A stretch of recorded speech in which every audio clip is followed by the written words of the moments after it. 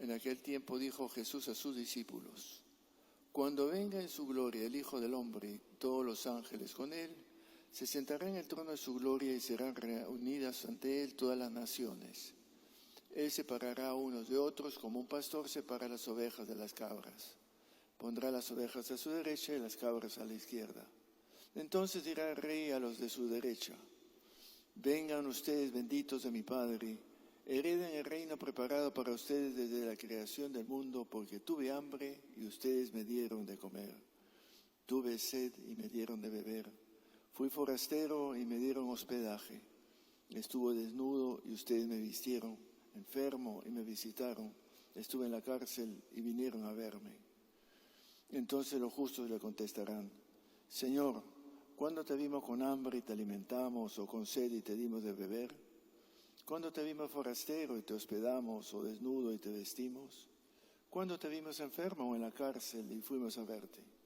El rey les dirá: les aseguro que cada vez que lo hicieron con el más pequeño de mis hermanos, conmigo lo hicieron. Y entonces dirás los de su izquierda: apártense de mí, malditos, váyanse al fuego eterno preparado para el diablo y sus ángeles, porque tuve hambre y ustedes no me dieron de comer. Tuve sed y no me dieron de beber. Fui forastero y no me hospedaron. Estuve desnudo y ustedes no me vistieron. Enfermo y en la cárcel y no me fueron a visitar. Aquellos preguntarán también: Señor, ¿cuándo te vimos hambriento, sediento, desnudo, forastero, enfermo o encarcelado y no te ayudamos? El rey responderá: les aseguro que cada vez que no lo hicieron con el más pequeño de mis hermanos, tampoco lo hicieron conmigo. Y estos irán al castigo eterno y los justos para la vida eterna. Es palabra del Señor. Nos presentan como epígrafe este fin de semana a Cristo Rey. Yo siento que hay una suerte de ambigüedad al hablar de Cristo como Rey. Sí, es cierto, lo acabamos de escuchar en la segunda lectura, que Cristo tiene que reinar, pero no a la usanza nuestra.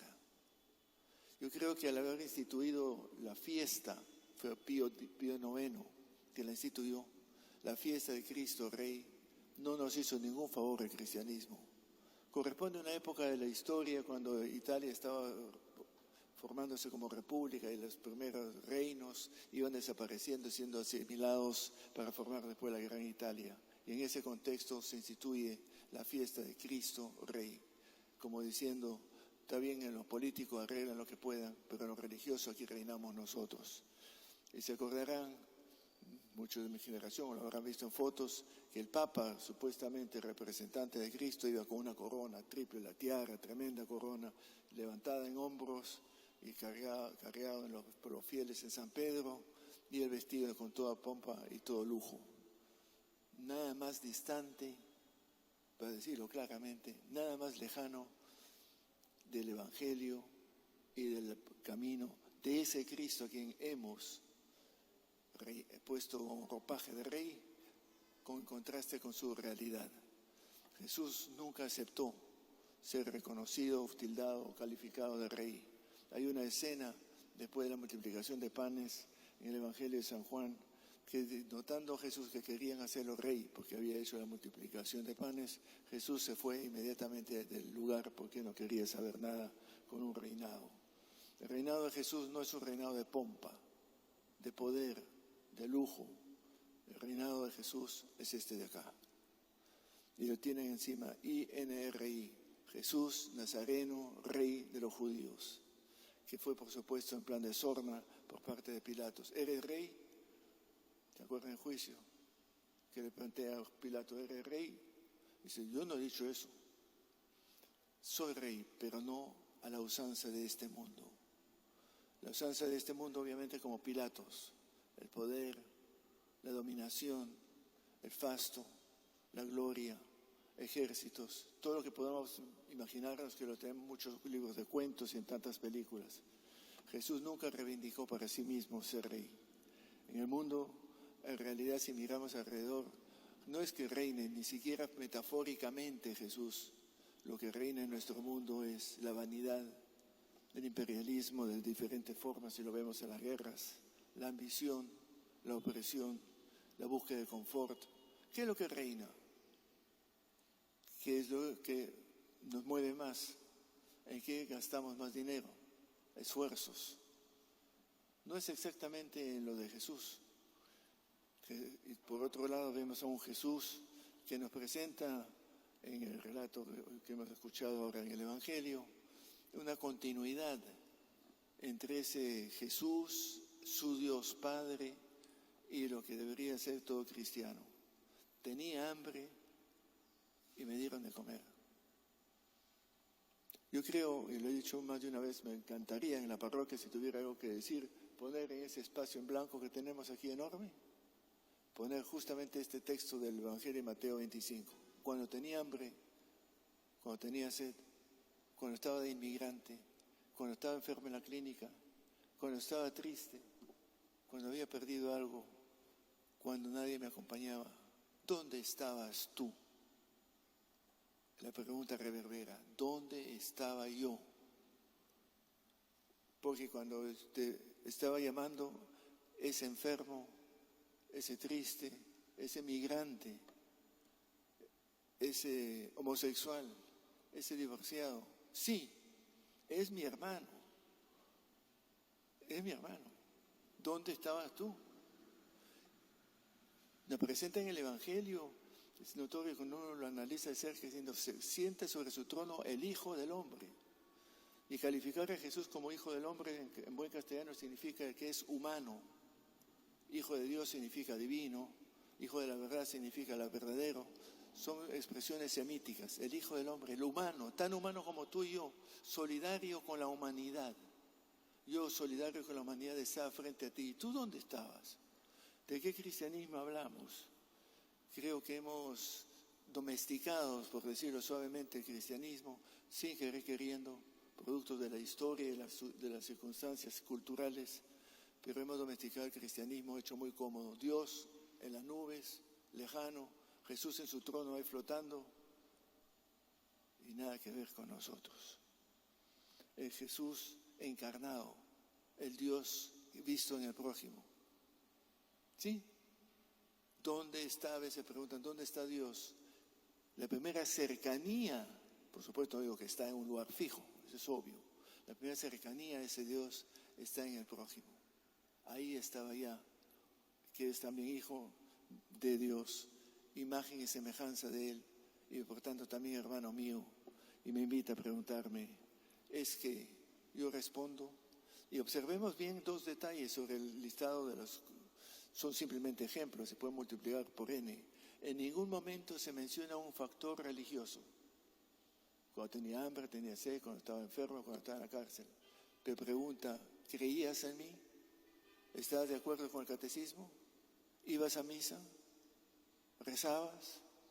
Ningún elemento religioso, todo netamente humano, tremendamente humano, profundamente humano, solidario.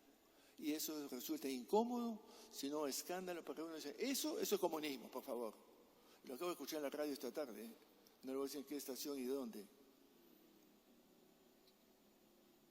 Y digo, ¿de qué estamos hablando? Hemos entendido, es profundamente humano. La segunda cosa que se observa es que se identifica totalmente con el prójimo, se identifica con nosotros humanos. Se nota que no observen, se le condena a los que no han dado de comer por haber hecho algo malo, por la indiferencia. Tenía hambre, no dice me maltrataste, te burlaste, te reíste, simplemente te pasaste de largo, yo no era tema para ti. La indiferencia es lo que es condenado. Y eso es más duro de absorber porque decía, bueno, pues ya no molestes, eso es. Pero más fácil es dar la espalda y darse la media vuelta. El cristianismo se propagó al principio por justamente algo que era muy distintivo, el sentido de fraternidad. Miren cómo se aman. Y eso es lo que atrajo a la gente a ser cristianos. En el primer siglo no había los medios de comunicación de hoy día. ¿Qué hizo que el cristianismo creciera? ¿Una doctrina? unos ritos religiosos. Hechos de los Apóstoles nos lo pone muy claramente. Tenían un solo corazón y una sola alma. Escuchaban atentamente a los apóstoles y compartían la fracción del pan. Compartir, fraternizar, solidarizarse. Eso es donde yo encuentro mi cercanía a Dios. Eso es lo que debería distinguirnos, hermanos, a los cristianos. Salir de nuestra cómoda indiferencia. Ese no es mi asunto, ese no es mi problema, que se las apañe y ya tengo suficiente con lo mío. Que es bien incómodo, seamos francos, no es cómodo. Es mucho más cómodo tenerlo a Dios en los cielos y pasear a Jesús en un ande con incienso y cánticos que seguir a Jesús, el camino de Jesús. Tú ven y sígueme.